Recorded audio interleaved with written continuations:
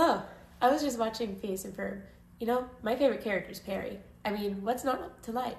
He's a teal, crime-fighting, butt-kicking, semi-aquatic animal in a fedora.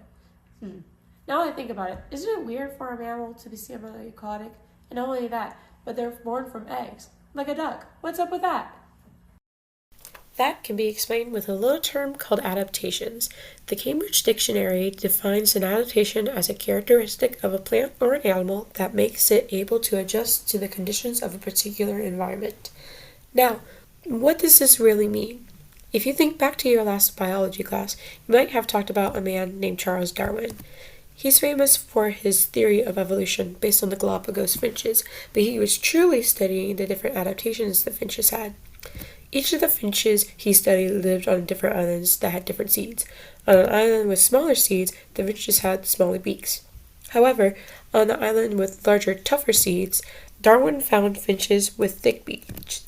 These finches adapted over time to better consume the food they eat.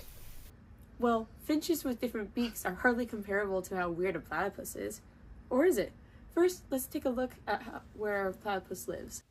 Platypuses live on the eastern coastal area of Australia, primarily in river, creek, and lake ecosystems. They typically eat aquatic invertebrates like crawfish, shrimp, worms, or insect larvae.